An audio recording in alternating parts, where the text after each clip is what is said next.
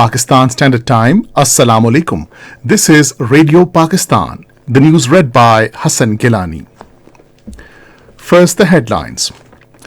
Prime Minister says politics of PTI chief is aimed at making its way to power. Foreign Office spokesperson has said Pakistan and Afghanistan need to act resolutely with all collective might to defeat the menace of terrorism. Minister for Railways says 184 high-speed modern coaches are being manufactured locally after transfer of technology from China. All Parties Hurriyat Conference has asked international community to hold New Delhi accountable for its brutal actions in Indian illegally occupied Jammu and Kashmir. In Indonesia, highest level of alert was declared after eruption of Semeru volcano on Java Island today. In Pindi cricket test, Pakistan need 263 runs and England seek 8 wickets to win the match as one-day play remains. And now the news in detail. Prime Minister Shehbaz Sharif says PTI chief Imran Khan's recent diatribe against parliamentary democracy is a proof that his politics is aimed at getting power, even if it means undermining foundation of the country.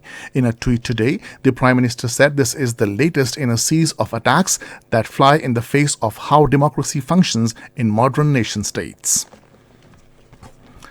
Foreign Office spokesperson Mumtaz Zahra Baloch says Pakistan has seen the reports that Islamic State Khorasan province has accepted responsibility for the terrorist attack on its embassy compound in Kabul on last Friday.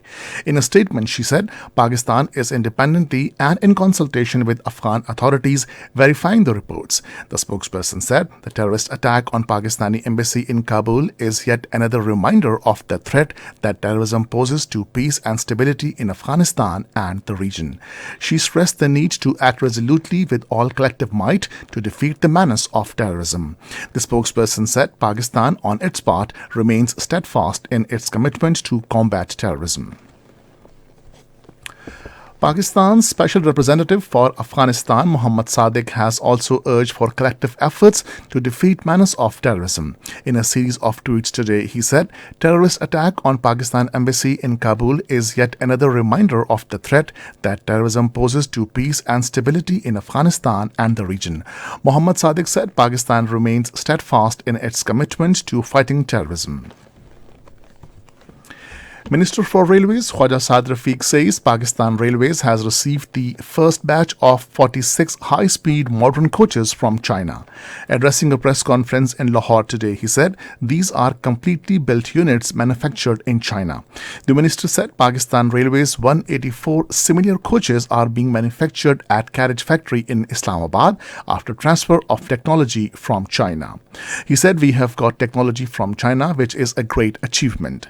Saad Rafiq said not a single locomotive was arranged during the last 4 years. Thailand says it is working closely with ASEAN member states to enhance multifaceted cooperation with Pakistan.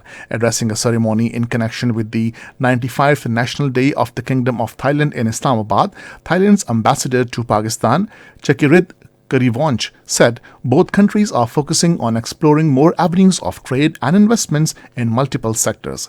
He said bilateral trade volume between Pakistan and Thailand has reached $1.8 billion, which is further increasing with passage of time. The ambassador said Thailand will work hand in hand with Pakistan to achieve our common goals for benefit of both peoples. The United Nations International Children's Emergency Fund has expressed the confidence that polio virus will be eradicated from Pakistan by the end of next year, following effective measures to check its spread.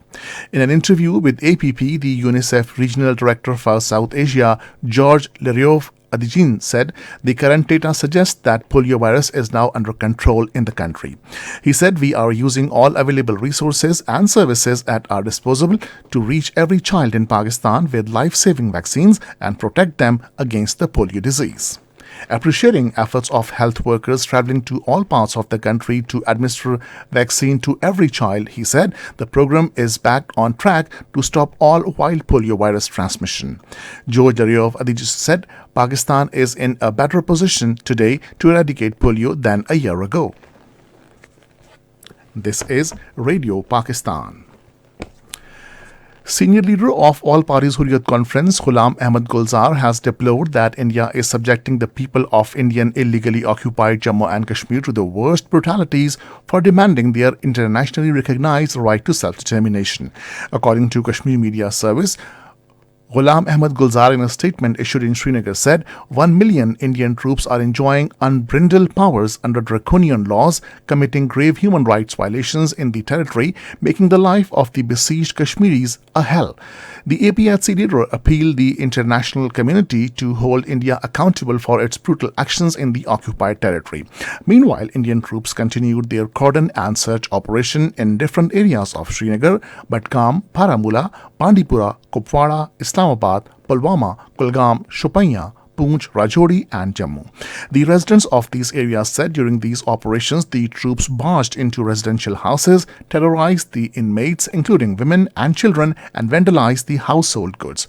On the other hand, Jinku Gota, who was part of the 5-member jury for the international competition at the International Film Festival of India, in a statement post on her Twitter handle, has maintained that she and 2 of her fellow jurors stand by the remarks made by jury head Nadev Lapid that the Kashmiri Files is a propaganda movie. The Israeli army bombed 2 sites belonging to the Hamas movement in Gaza Strip today. Israeli army spokesperson in a tweet today said warplanes also targeted a tunnel belonging to Hamas in southern Gaza. The Israeli bombing damaged several buildings in Gaza. Iranian President Ibrahim Raisi has rejected claims that the country faces constitutional impasse. In an address to the National Conference on Responsibility to Implement Constitution, he said that Iran's constitution has been compiled and finalized in a way that there is no impasse in implementing it and running the country's affairs. The Iranian president reiterated that fundamental principles of the Iranian constitution, including Islam and basic freedoms, should be respected under any circumstances. Indonesian authorities raised the alert level to the highest after the Semeru volcano on Java Island erupted today. The Center for Volcanology and Geological Hazard Mitigation raised its alert level of volcano to the highest, and the residents of the 2 nearest villages have been evacuated from the region. People have been urged to keep at least 8-kilometer distance from the area. Meanwhile, Japan issued a tsunami warning for its southernmost islands after the eruption. World Bank report says toxic breathing environment developed due to the unabated air pollution in Bangladesh claimed over 78,000 lives in 2019, while its capital Dhaka has been ranked as the 2nd most polluted city in the world from 2018 to 2021. According to the report published in Dhaka today, the ambient air pollution puts everyone at risk, from a child to the elderly, with rising respiratory tract infections as well as depression and other health conditions. In the first cricket test against England at Rawalpindi, Pakistan need 263 runs, while England need 8 wickets to win the match as one-day play remains. Earlier, England declared their second innings at 264 for 7. The score: England 657 and 264 for 7. Pakistan 579 and 80 for 2 at stumps. In the knockout stage round of 16 of the FIFA World Cup, 2 matches will be played in Qatar today. In the first face-off, France will take on Poland at 8 p.m., while in the second encounter, England will play against Senegal at 12 midnight Pakistan Standard Time. And finally, the weather. Cold and dry weather is expected in most parts of the country during the next 12 hours. However, cloudy weather with light rain snowfall is likely in Gilgit-Baltistan, Upper Khyber Pakhtunkhwa and surrounding areas. Foggy conditions are likely over plain areas of Punjab. And now the headlines once again. Prime Minister says politics of PTI chief is aimed at making his way to power. Foreign Office spokesperson has said Pakistan and Afghanistan need to act resolutely with all collective might to defeat the menace of terrorism. In Indonesia, highest level of alert was declared after eruption of the Semeru volcano on Java Island today. And this is the end of the news. For more news and analysis, log on to our website radio.gov.pk and also watch live video streaming of our bulletins on the link facebook.com/Radio Pakistan News Official.